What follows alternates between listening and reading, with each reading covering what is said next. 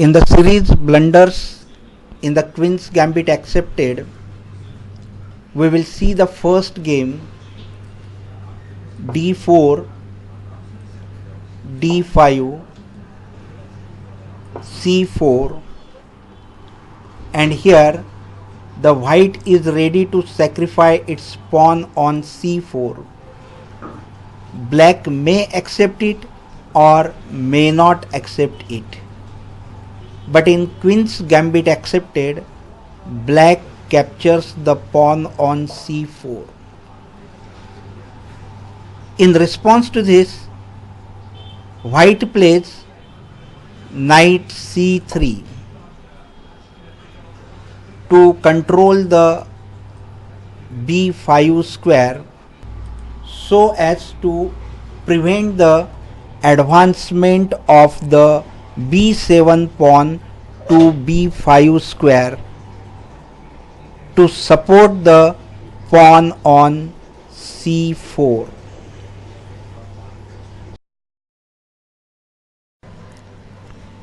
Now black plays c5, e3, pawn takes pawn, bishop takes pawn, and now here if the black pawn captures the knight on c3, it will be a blunder. It is a mistake. Now see what happens if the pawn takes knight on c3. If you observe the position minutely, you will see that the queen on d8 is defended by the king only. If white succeeds in deflecting this king, the queen on d8 will be captured.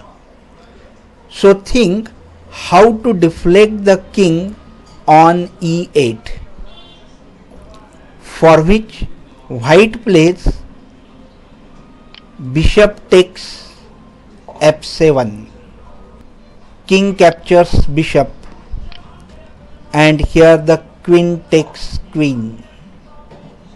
So avoid such mistakes in the opening.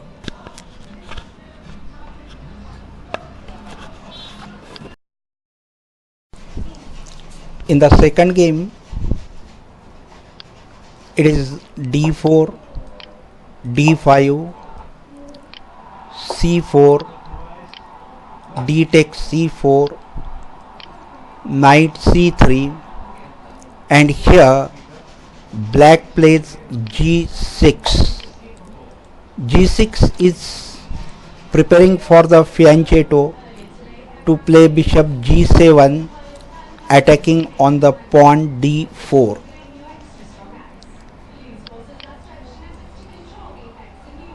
Now white plays e3, bishop g7, bishop takes c4, controlling the f7 pawn, knight f6, knight f3,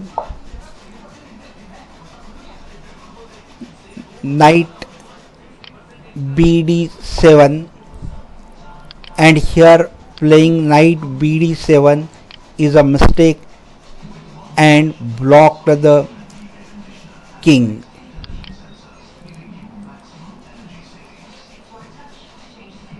Now if you observe the position, you will find that bishop is attacking the pawn f7.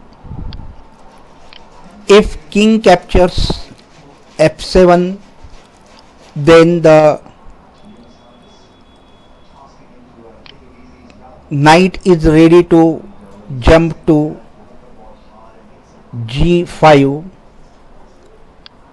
and then queen can attack from the diagonal b to g8.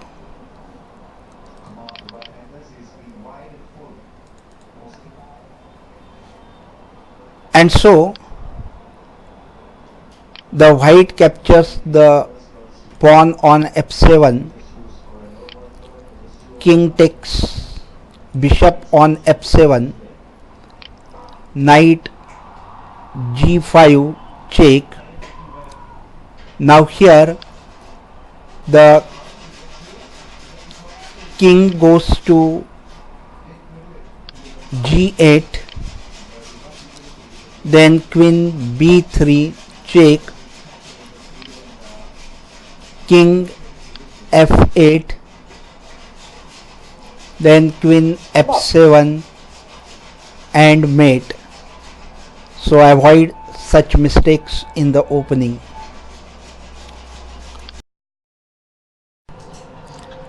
Here if king goes to f8 square, then knight will jump to e6 and it will fork the king and the queen.